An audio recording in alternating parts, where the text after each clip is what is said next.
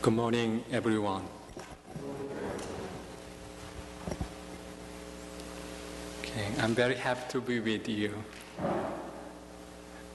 Do you remember my recent talk? Anyone? No one? Oh, I'm sorry. I understand. I also don't remember when. Today's talk is my first talk this year. I have mainly focused on moving meditation classes every Monday, Wednesday, and Thursday evening. This is my excuse. Okay. Today, I'd like to share what I have learned, experienced, and felt about something. I'd also like to begin with one story about enlightenment. One young man lived alone in a hermitage. He practiced deep sitting meditation many hours a day, sometimes more than 10 hours a day. One night, it was completely dark and raining outside.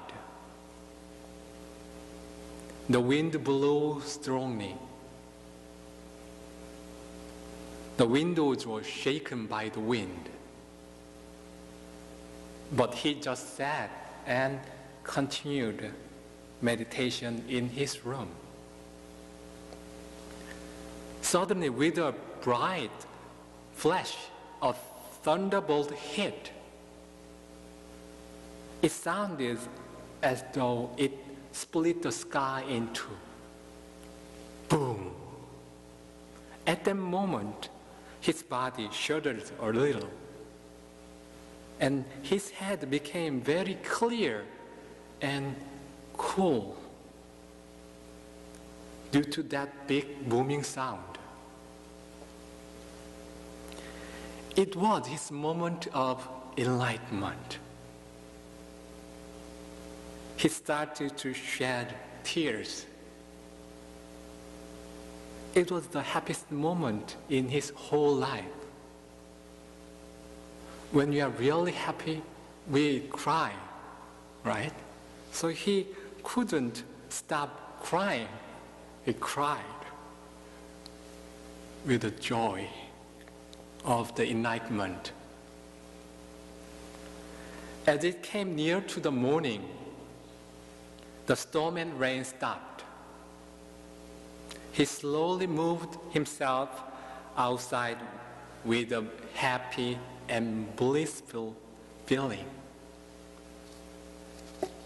When he was about to turn the corner of the hermitage, he was surprised because the boiler placed behind the house had burst and burned black. And then he was shocked.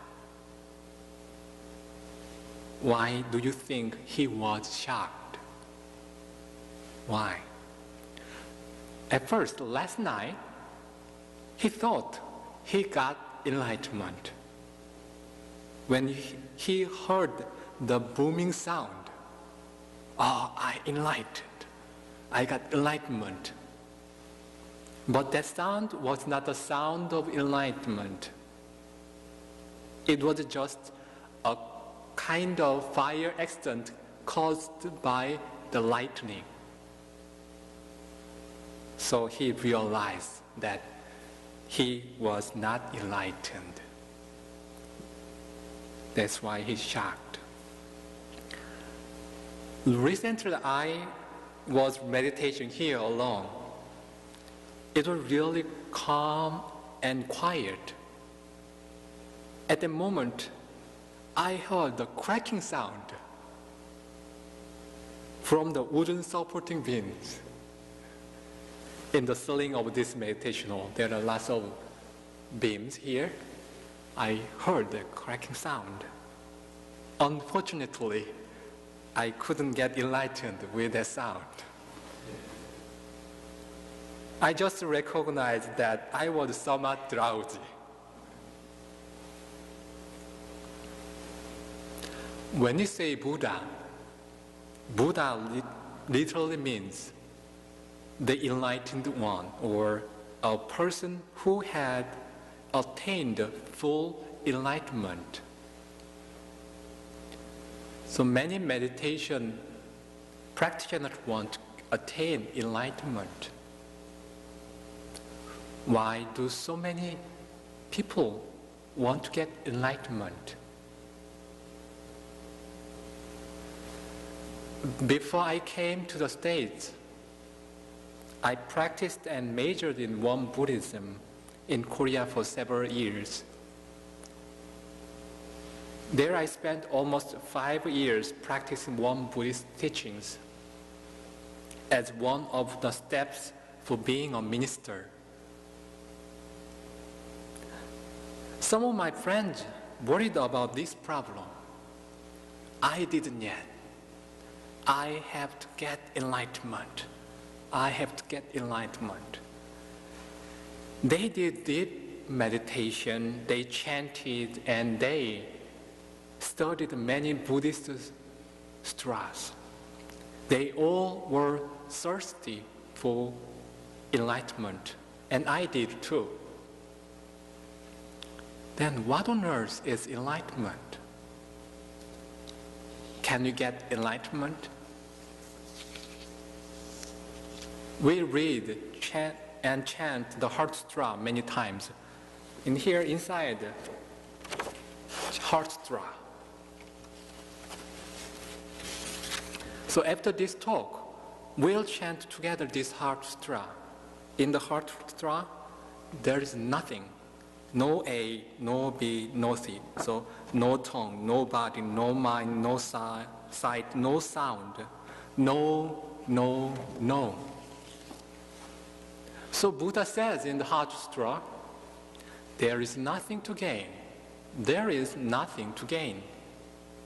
It means there is no enlightenment to gain.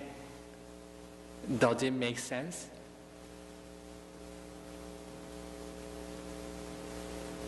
Many meditation practitioners, I think including you, want to attain Buddhahood. And Buddha says, no, you cannot get it. No, you cannot get it. There's no enlightenment. There's no enlightenment. Basically, the expression, get enlightenment, is wrong. Many eminent meditation masters have said that this expression is wrong. We cannot get, gain, take, obtain, or attain enlightenment. We cannot, because it is in us already.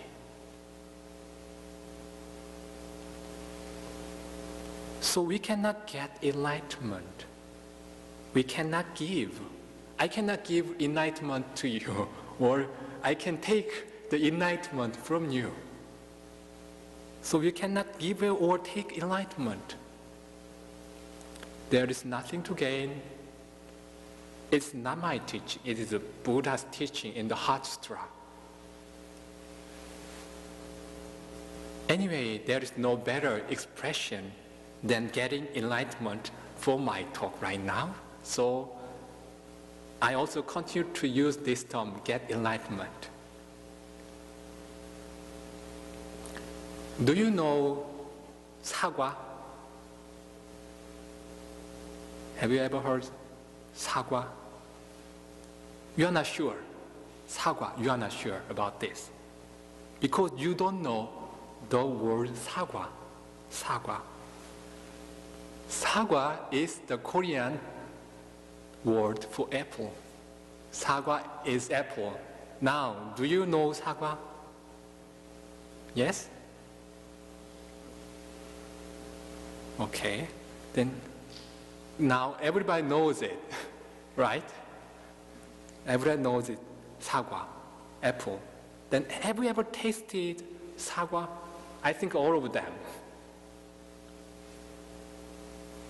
You said yes. Now, if the word enlightenment is similar to 사과, The word enlightenment is similar to sagwa. It's just like this. You felt you didn't know sagwa just before. But in fact, you know sagwa. Isn't it? Likewise, we might have already known it. Enlightenment. Like sagwa. It is in us. But it's difficult for us to accept that. So is there any way to check whether we have tasted enlightenment? If we have some standards about enlightenment, it would be easy to confirm whether we have got enlightened or not. So the founding master of won-buddhism gave us the 6 standard questions for checking our enlightenment. 6 standard questions. There are in the Won-Buddhism canon, especially the Dharma words of Ilwonsang. Ilwonsang is this. This is symbol of the universal truth and our Buddhahood, Buddha nature. So I will read out these Dharma words for you a little bit. Here in this talk, I will just focus on one of the 6 items. Okay. When one is enlightened to the truth of this Wonsang, there follows the awareness that all things in the universe are not two but one, although everything had its separate name. All things in the universe are not two but one, although everything has its separate name. Now just change this sentence into a question. Do you know that all things in the universe are not two but one, although everything has its separate name? Yes? No?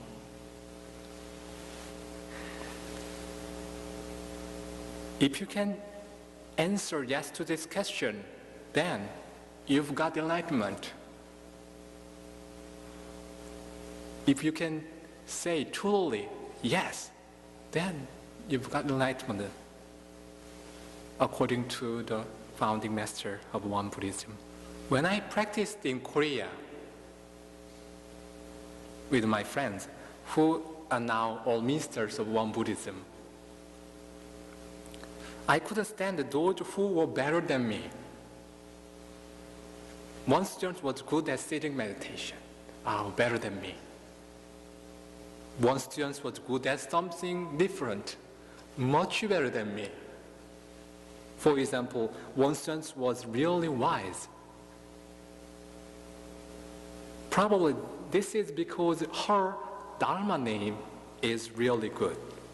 The meaning of her Dharma name was wisdom the best. That's why she was really wise.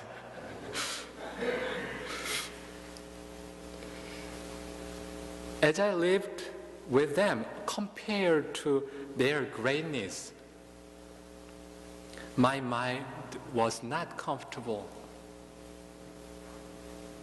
I was nervous and upset sometimes.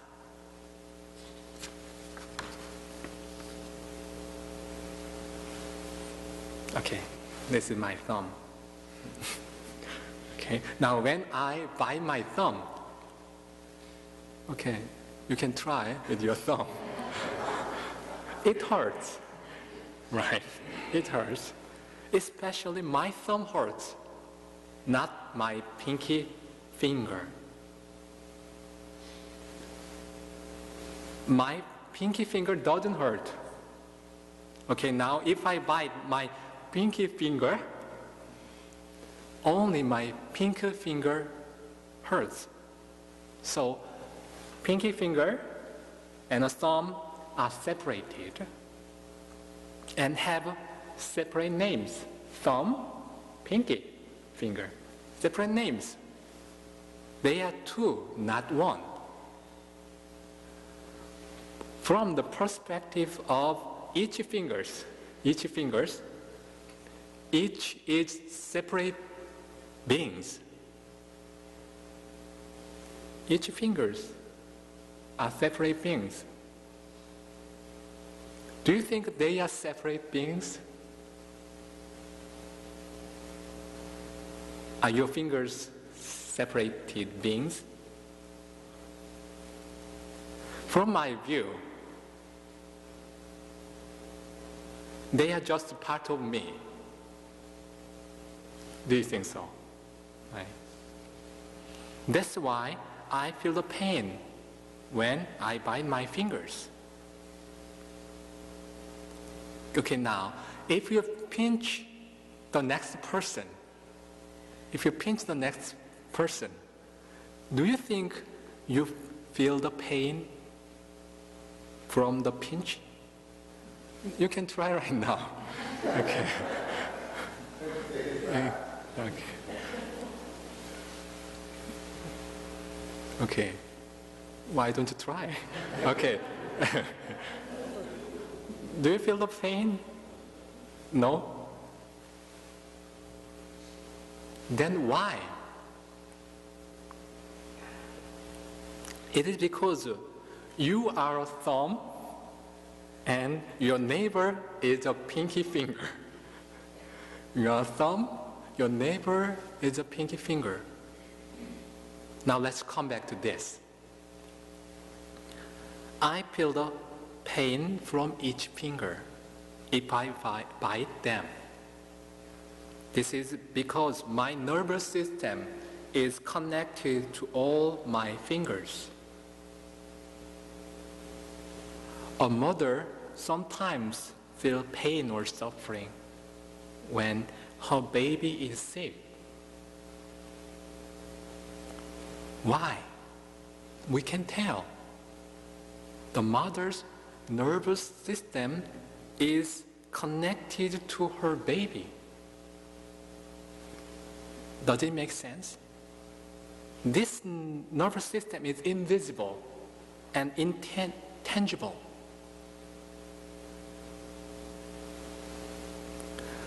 From this perspective, I found this.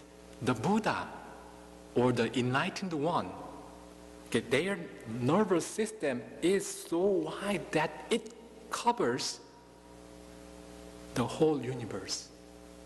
So, to the Buddha, all things in the universe are not two but one, although everything has its separate name.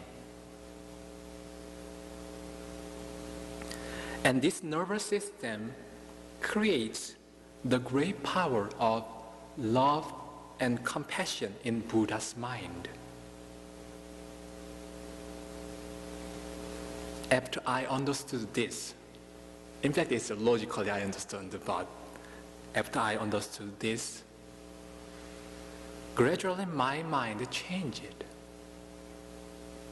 When I saw the friends who were better than me, I was happy.